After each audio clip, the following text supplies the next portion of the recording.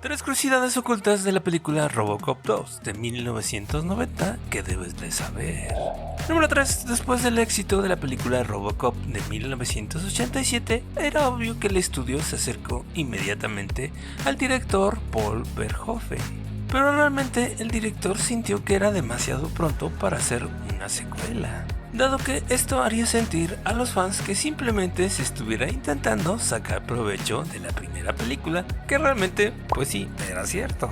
Y además de esto, el director Paul Verhoeven se encontraba en México rodando la película del Vengador del Futuro de 1990. Así que obviamente el director dijo, pues ahorita no, pero sí me esperan con mucho gusto. Así que los estudios pasaron a hablar también con los guionistas originales de la primera película, Edward Neumeier y Michael Miner, los cuales obviamente sí tenían una idea de qué hacer con la segunda película, pero obviamente también se encontraban ocupados, la cual se iba a llamar Robocop Corporate Wars, o en este caso en español, Robocop Guerras Corporativas. Y la idea en este caso era que Robocop iba a ser disparado y pulverizado hasta convertirlo en polvo metálico por un cañón desde el principio de la película, el cual resucitaría 25 años después en un futuro aún más distópico, donde se convertiría en una especie de peón de lucha entre una corporación todopoderosa frente a otra corporación, y al lado obviamente una población empobrecida.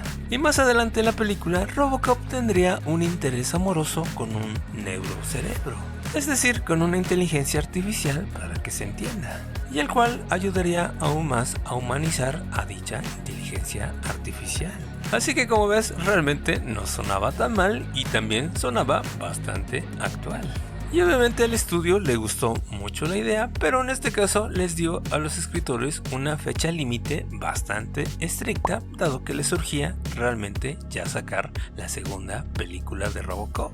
Pero también, como dije, los escritores en ese momento se encontraban ocupados en otros proyectos, así que igual que el director dijeron, si quieren más adelante la hacemos. Pero obviamente el estudio no quiso esperar, así que contrató al escritor Frank Miller, bastante conocido en el mundo de los cómics, que también se dice que en este caso era bastante bueno, pero el único problema es que era muy difícil hacerlo en la pantalla grande, dado que en ese momento no llegaban todavía los efectos especiales a ese nivel. Así que desafortunadamente, amigo, le recortaron varias cosas, sobre todo aquellas cosas que salían bastante caras de hacer, o simplemente todavía no daba la tecnología para poderlas hacer.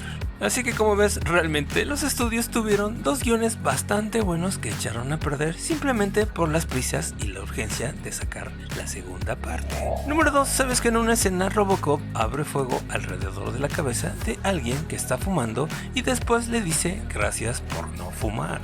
Pues esta escena obtuvo la licencia y se publicó en varios anuncios de servicio público antes de varias películas en diferentes salas de cines que eran precisamente para no fumadores. Y esta escena se vio en varios cines durante el verano de ese año. Y número 1, ¿sabías que en la película la doctora Fax reprograma a Robocop con varias directivas? Porque en la primera película tan solo tenía 4 directivas. Pero en esta película le agregan mucho más directivas, como por ejemplo la directiva 233, que significa reprimir los sentimientos hostiles, o la directiva 234, que significa promover una actitud positiva. La directiva 236 dice promover valores prosociales. Así que como ves, parece que lo programaron en esta época. Otra directiva es precisamente la directiva 240, que dice participa en actividades grupales. Mientras que la directiva 245 dice si no tienes nada bueno que decir, no hables. Otra directiva bastante ridícula es precisamente la directiva 247, que dice no correr sobre los charcos y salpicar a peatones y a otros automóviles. Pero la película tiene problemas en cargar una de estas nuevas directivas Robocop, y esta es la directiva 262, que dice evita las reuniones con Orión. Pues resulta que Orion Pictures fue la productora y distribuidora de la película Robocop 2 de 1990. Y se viene siendo un chiste interno, pero también una crítica bastante ácida hacia la productora Orion Pictures por todos los cambios que se realizaron en esta película. ¿Y a ti qué te pareció Robocop 2, amigo? Te leo en los comentarios. Así como también, si quieres apoyar directamente al canal, hazte miembro, o en este caso puedes donar a través de los supergracias, o darle like, suscríbete y comparte este video con tus amigos. También todo esto nos ayuda mucho a seguir adelante. Gracias por el apoyo, únete a la comunidad.